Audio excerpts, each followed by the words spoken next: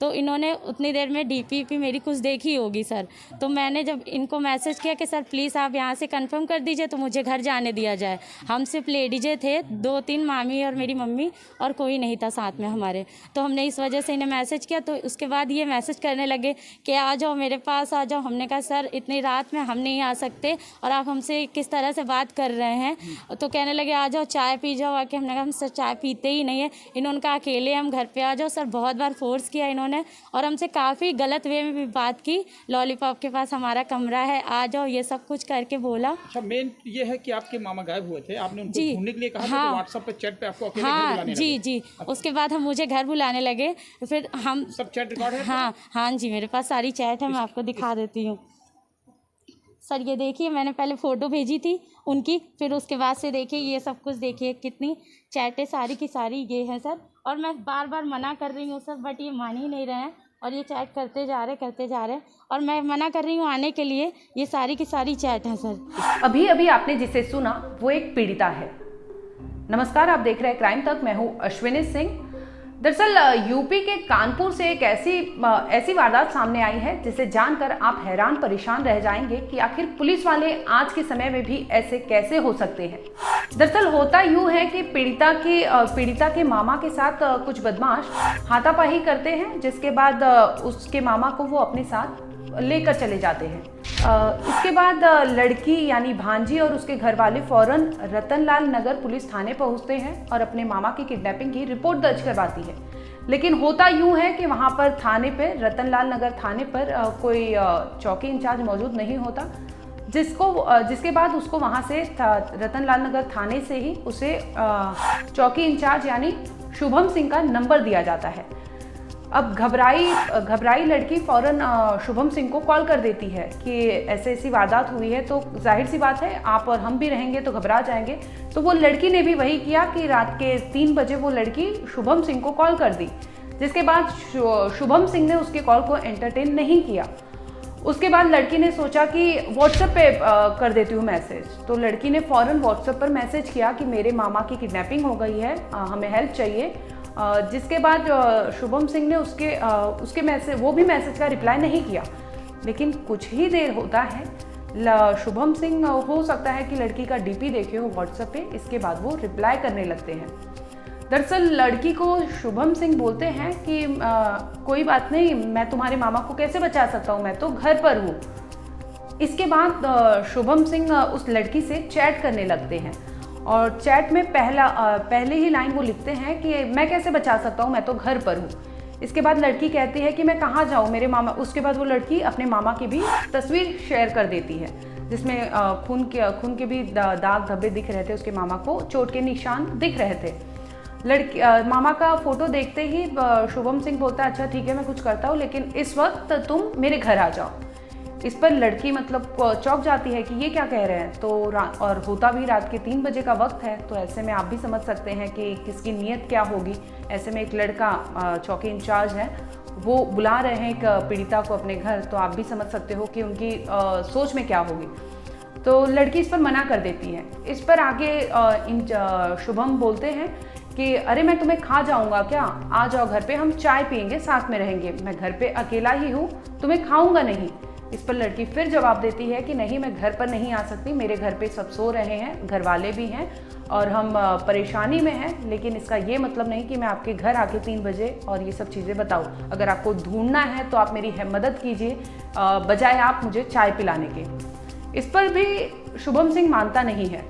शुभम सिंह आगे भी कहता है कि अरे मैं तुम्हें खाऊंगा नहीं, तुम आ जाओ, मेरे घर पे कोई नहीं रहता, मैं अकेले रहता हूँ, तुम आ सकती हो, यहाँ पे बैठ के हम डिस्कस करेंगे। इसके बाद लड़की मना कर देती है। लड़की को समझ जाता है कि आखिर वो चाहता क्या है उससे। जाहिर सी बात है, रात के अगर मिडनाइट हो और उसमें कोई आपको ऐसे रिस्पॉन्स कर रहा हो कि आप मेरे साथ आइए, चाय पीजिए, बैठिए, खाइए पिए, तो आप भी इसका मतलब अच्छे से समझ रहे होंगे कि क्या उनका इरादा था। तो वो लड़की मना कर देती है। इसके बाद लड़की फ़ौरन अपने घर वालों से और ये सब चीज़ें बताती कि ऐसा ऐसा हुआ और जाके पुलिस कंप्लेंट कर देती है।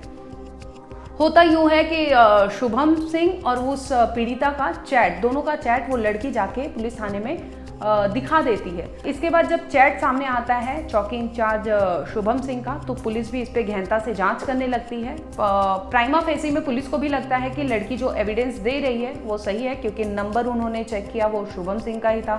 चौकी इंचार्ज वो रतन लाल नगर थाने में ही थे।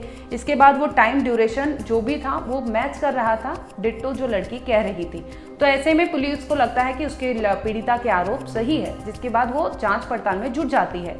वहीं पीड़िता की माने तो पीड़िता ने कहा कि एक नहीं 100 बार उसने मना किया कि मैं आपके घर नहीं आ सकती, चाय नहीं पी सकती। बावजूद इसके शुभम सिंह लगातार उसको प्रेशराइज कर रहा था कि आ जाए वो घर पर चाय पी ले, और उसका इरादा नहीं सही था, जिसकी वजह से लड़की ने चैट वायरल कर दिया। चैट के वायरल होते ही शुभम सिंह भी एक्शन में आ जाते हैं और वो फौरन लड़की के माँ को फोन लगा देते हैं और फोन पर ही कहते हैं कि मैं आपकी लड़की की जिंदगी बर्बाद कर दूंगा। वो समझ नहीं रही है कि वो कर क्या रही है, और ऐसे में उस लड़की ने अगर कंप्लेन किया है तो आप इसका अंजाम भुगतने के लिए तैयार रहे। ये धमकी मिलते ही लड़की और उसके परिवार वाले डर जाते हैं और फौरन पुलिस को इत्तला करते हैं कि आखिर ऐसी चीज़ें उन्होंने शुभम सिंह ने हमसे कही है। जिसके बाद पुलिस वापस जांच करती है और ये सारी चीज़ों को लेकर फिर पुलिस आगे की कार्रवाई के लिए अफसर तक से बात करने लगती है। आप खुद ही सुन लीजिए पीड़िता के साथ हुआ क्या था उस रात और पीड़िता ने क्या क्या अपनी चीज़ें बताई है, आपको सुनवाते हैं। मामा जी रात को काम करके आ रहे थे, वो गेस्ट हाउस में वेटर्स का काम करते हैं।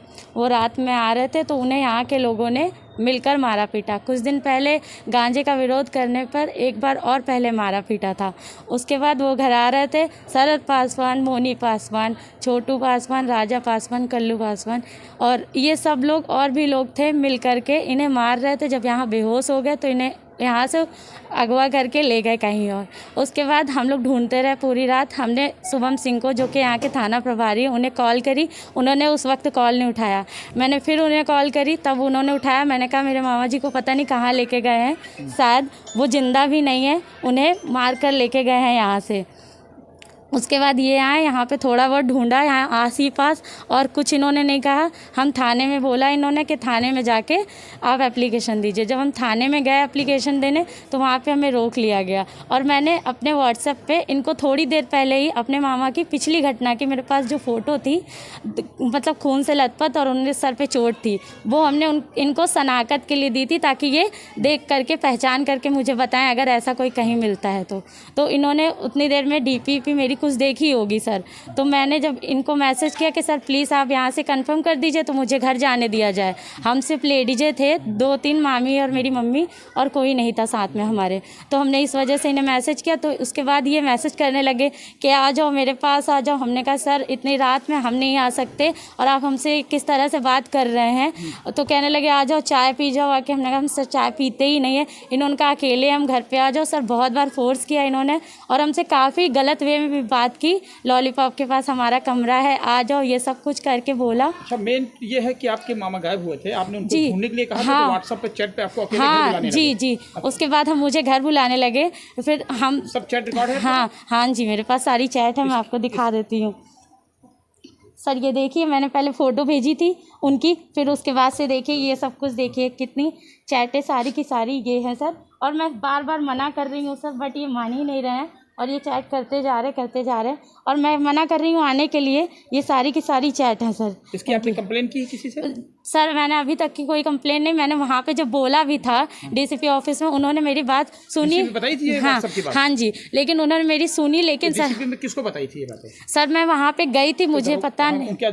हाँ जी, पहले तो मुझे मिलने ही नहीं दिया जा रहा था। मेरे मामा इतनी बुरी हालत में सर थे, उनको उठा के वहाँ ले गए। जी, ये कि जो चैट आप बात कर रहे हैं, कोई इस तरह के किसी लड़की से चैट अकेले रात में बुलाना नहीं चाहिए।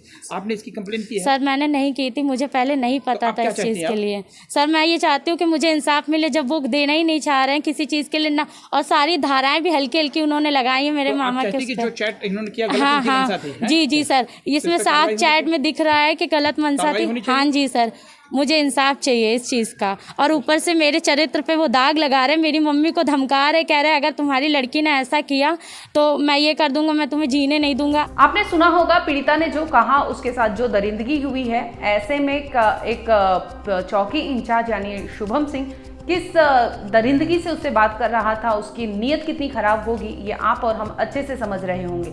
वहीं इस पर पुलिस की भी राय सामने आई है। आइए आपको सुनाते हैं इस पर पुलिस ने क्या कहा। थाना गोविंद नगर क्षेत्र के एक सब इंस्पेक्टर का एक चैट सोशल मीडिया के माध्यम से प्राप्त हुआ है, जिसमें उनके द्वारा एक महिला से अभद्रता से बात की जा रही है। इसमें प्रथम दृष्टया जांच से आरोपों की पुष्टि हो रही है, जिसकी वजह से प्रारंभिक जांच सब इंस्पेक्टर के अगेंस्ट की जा रही है और सब इंस्पेक्टर को डीसीपी साउथ शहर के द्वारा सस्पेंड भी कर दिया गया है। इस पूरे मामले में आवश्यक वैधानिक कार्रवाई कानपुर नगर पुलिस के द्वारा की जा रही है।